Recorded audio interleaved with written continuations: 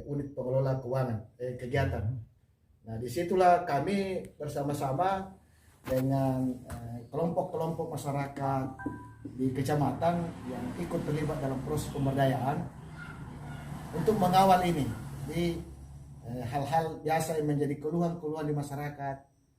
Di situ kita bersama, sehingga ada proses di situ dalam rangka pembelajaran bagi kami bersama dengan teman-teman di program. Dan alhamdulillah pada waktu itu juga ada pendamping yang namanya fasilitator yang untuk bersama-sama di bawah. Jadi kita ini belajar dan banyak ilmu sekali. Karena kenapa? Paling tidak bagaimana kita membawa diri, berbicara dengan orang lain, ikut dalam bermusyawarah, menyampaikan hal-hal yang substansi apa yang dirasakan oleh masyarakat. Jadi di situ kita adalah pola pemberdayaan, pola pembelajaran, dan kami secara pribadi untuk belajar bagaimana itu kerja-kerja yang namanya di bidang pemberdayaan. Karena ini memang unik, karena memang tidak pernah kita dapatkan sebuah pembelajaran ini di bangku kuliah, tapi ini memang belajar dengan masyarakat. Jadi ini paling tidak adalah sebuah ilmu yang memang ditanam dari kami itu, dari teman-teman dari PMPN dulu, bahwa di sinilah kita bekerja untuk hal-hal yang bersifat sosial. Jadi memang saya akui dulu itulah yang membentuk jati diri kami dalam bekerja di dunia pemberdayaan. Saya kira itu di 2007 sampai 2014.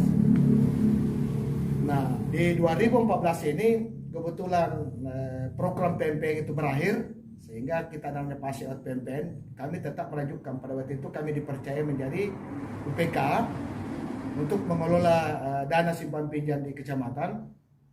Waktu itu kami sempat meninggalkan sebelum kami mundur karena kami terpilih menjadi pendamping desa.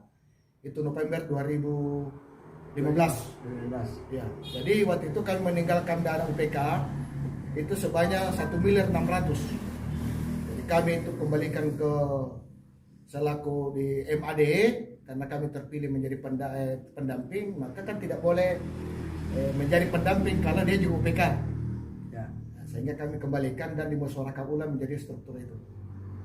Nah, pada waktu itu kan 2015, itu tepatnya di 5 November itu kami ditempatkan seperti kita melakukan pelatihan-pelatihan di Makassar. Nah, di situ juga berkumpul teman-teman lagi karena di situ pada saat kita pelatihan ya kebanyakan juga anak-anak pemberdayaan juga terlibat yang dipercaya untuk menjadi pendamping. Nah, ini kita punya bekal dalam proses pembelajaran itu di Makassar, sehingga kita turun di masyarakat itu tidak terlalu canggung. Karena kenapa? Kita ini sudah terbiasa dengan pemberdayaan. Keilmuan kita di pemberdayaan yang bersifat di bidang sosial itu sudah biasa. Sehingga pada waktu itu kami ditempatkan di Sinjai, tepatnya di Kecamatan Sinjai Borong. Itu dulu ada 7 wilayah desa. Tata bahasa itu beda karena kami berada pada daerah Kajang itu menggunakan bahasa Konjo, tapi di daerah Sinjai itu dengan dialog Bugis. Tapi kami tidak merasa minder karena bukan berarti bahwa bahasa yang kita gunakan kita gunakan bahasa desa. Disitulah di rumah kepala desa diskusi, yang diskusikan tentang desa. Jadi pikiran kita semua adalah bagaimana membawa desa ini yang lebih baik. Karena kenapa? Ini kan negara ini sudah menyiapkan anggaran yang selama ini kan tidak pernah dimimpikan itu oleh desa. Paling tidak jangan sampai ini kita melakukan perencanaan yang gagal sehingga pelaksanaan juga gagal. Jadi memang itu penting kita memang diskusi antara pemerintah desa, para lembaga-lembaga masyarakat, tokoh-tokoh masyarakat. Ini penting yang kita lakukan dalam rangka untuk berpikir satu, kemajuan desa. Karena ya memang juga proaktif untuk mendampingi kami di lapangan. Aparat kecamatan juga mampu untuk bersinergi dengan pendamping untuk melakukan perubahan-perubahan yang di sana. Kembangan zaman, ya paling tidak kita harus belajar. Sehingga ini butuh sebuah pendampingan yang bukan hanya pada konsep-konsep pendampingan di pemberdayaan, tapi kita bagaimana untuk memberikan pelajaran bagi dia, memberikan bimbingan bagi dia tentang pelaksanaan di IT. Karena kenapa kan tuntutan sama ini penting. Ya. Di situ itu pengalaman kami di Sinjai Borong. Jadi kita melayani masyarakat yang bagaimana supaya terlayani dengan baik. Itu yang sisi yang terbaik yang kita lakukan. Yang kedua adalah ini sistem kegotong royongan. Jadi paling tidak ini ada memang tergerus. Inilah dampak buruknya dalam proses pelaksanaan anggaran di bawah, karena ada hal-hal ada yang biasa hilang karena ada biasa prosesi masyarakat. Jangan dikerjakan ada di dana desa. Nah biasanya ini menjadi tantangan bagi kita, bagi pendamping bahwa nah itu karena kita berprinsip bagi seluruh desa bahwa dana desa itu hanya stimulan yang digerakkan ini adalah adanya keterlibatan masyarakat secara partisipatif untuk melakukan gotong royong. Ini yang kita menginginkan sebenarnya. Nah yang ketiga ini persoalan di aparatur desa.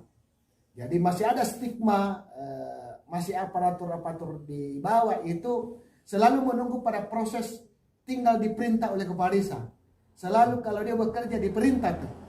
Nah ini harus ada perubahan. Ini kita rubah bahwa pada dasarnya itu kan sudah diatur di regulasi. Masing-masing pada sebuah jabatan di desa itu harus melaksanakan sesuai dengan fungsinya. Perencanaan maupun di pelaksanaan sampai evaluasinya, karena ada keterlibatan dari proses awal. Jangankan itu proses di perencanaan, di proses saja pengkajian masalah itu sudah mulai terlibat dalam proses untuk kami selaku pendamping biasanya mendapatkan di lapangan itu, dan itu akan menjadi tampungan dalam proses untuk perencanaan ke depan. Karena kenapa?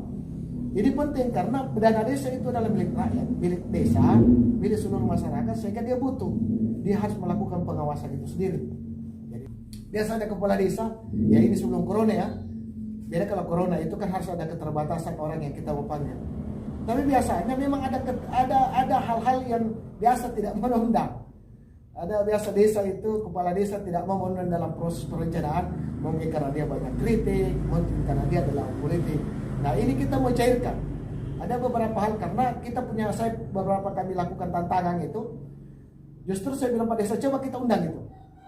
Karena jangan sampai menjadi polemik di luar, dia menjadi bagian yang tidak bisa ditampung sehingga kita lakukan masuk. Jadi ada beberapa kemarin desa, contoh kami di wilayah di desa Karasik, di Kecamatan Herlang itu, ada beberapa mantan calon itu kita undang.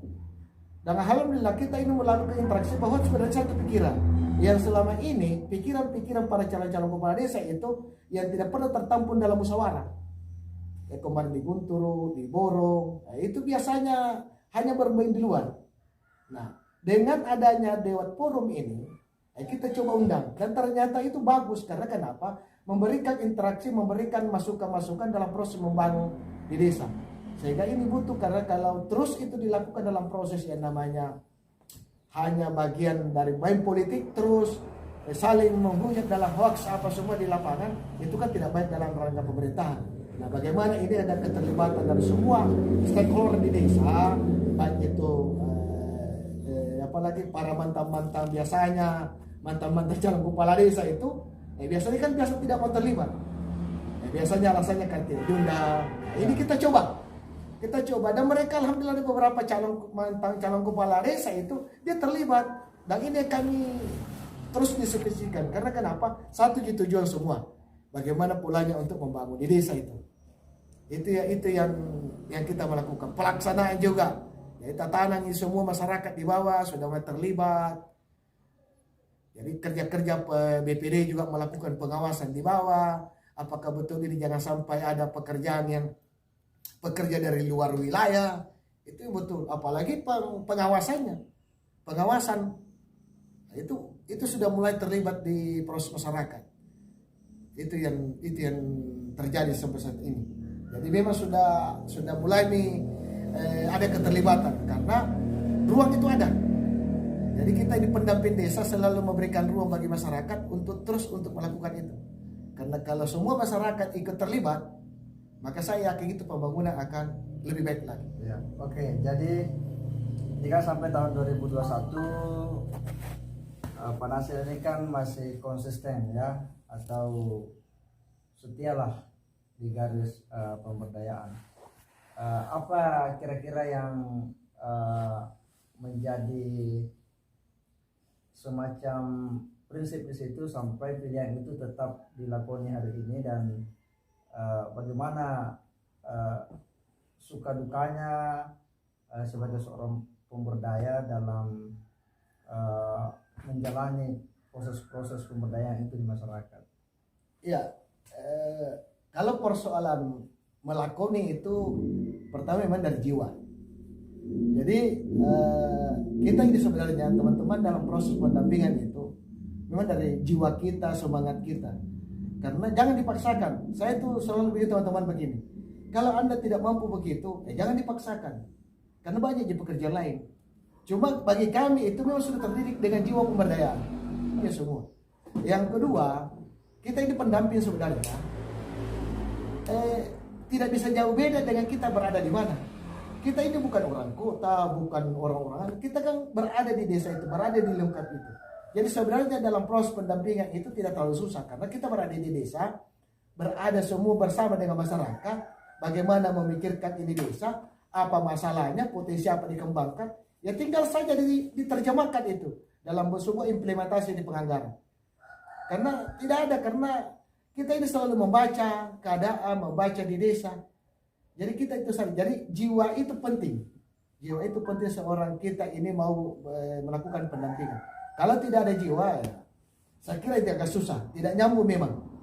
Karena kalau hanya dipaksakan kita selaku pendamping bahwa ya mungkin karena tidak ada mungkin pekerjaan, mungkin hanya karena terima sekian, itu bagi kami itu tidak bisa dimanafikan. Tapi paling tidak bekerja kalau tidak dengan hati, tidak dengan hobi, tidak dengan jiwa, yakin saja itu progres yang kita melakukan pendampingan ya begitu saja.